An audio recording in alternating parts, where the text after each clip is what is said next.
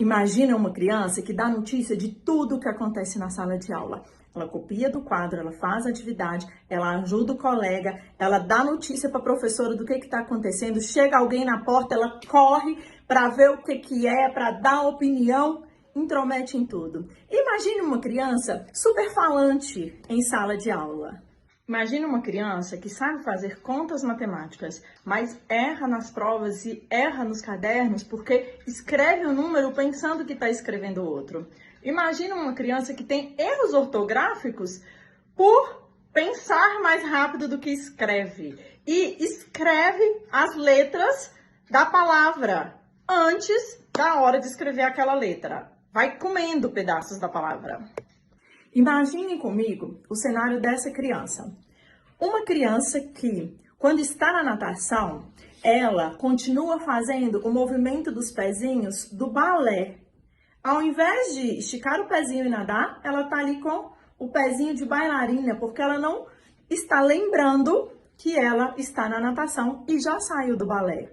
Imaginem essa mesma criança chegando na aula de balé, ansiosa para sentar no meio da barra, porque não consegue decorar os exercícios que a professora passa. Então tem que ficar ali no meio para copiar da coleguinha da frente e da coleguinha de trás. Porque enquanto a professora está passando aquele exercício, o cérebro dela teve um apagão. Imagina essa mesma criança que em todas as avaliações do balé dos seus primeiros anos está relatada uma dificuldade de coordenação motora.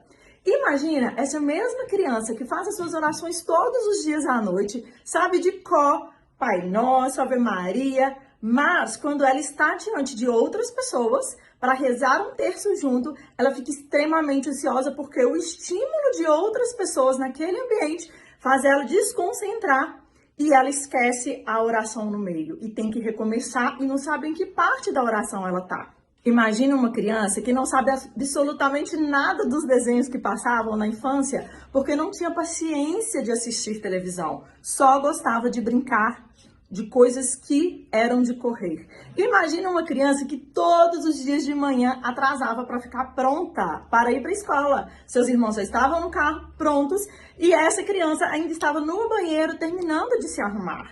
Imagine uma criança que todos os dias, quando chegava de atividades como o balé, onde ela colocava uma concentração maior, ela só queria dormir porque ela tinha um sono em excesso.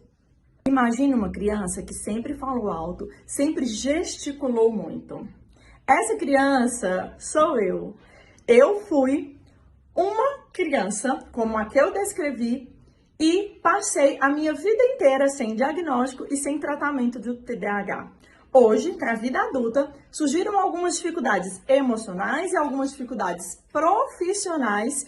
E a partir do momento que eu fui estudar sobre esse transtorno para cuidar dos meus pacientes, eu desconfiei que era aquilo que justificava a minha infância inteira e eu fui atrás do diagnóstico. É claro que um diagnóstico por outros profissionais. Eu fui em 2 psiquiatras diferentes para ter certeza que não era uma coisa da minha cabeça. E o que eu quero trazer para vocês é que a Camila, criança, ela não entendia as dificuldades dela. Ela não entendia que, de repente, ela tinha uma percepção do mundo diferente das outras crianças. Ela achava que essas dificuldades que ela tinha eram culpa unicamente dela. E é por isso que o TDAH impacta tanto na autoestima das pessoas e das crianças. Eu não usei medicamento quando eu era criança e eu tenho certeza que o meu sucesso no meu desenvolvimento pessoal tem a ver com a rotina da minha família. A minha mãe sempre foi muito metódica.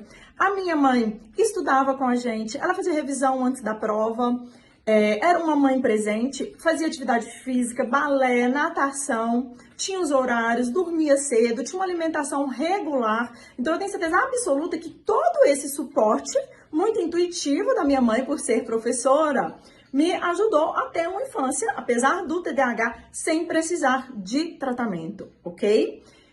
O que eu vejo que talvez poderia ter tido um suporte um pouco mais emocional, porque a autoestima e a crença de não dar conta, de não ser capaz, de não ser boa o suficiente, é uma coisa, assim, muito presente em mim e que É uma batalha diária, ok? Mas, graças a essa estrutura familiar que eu tive, eu fui uma criança que pude crescer sem tratamento medicamentoso. Então, o diagnóstico de TDAH na criança, não necessariamente você vai precisar entrar com medicamento, mas tem questões comportamentais que ajudam e muito na qualidade de vida dessa criança.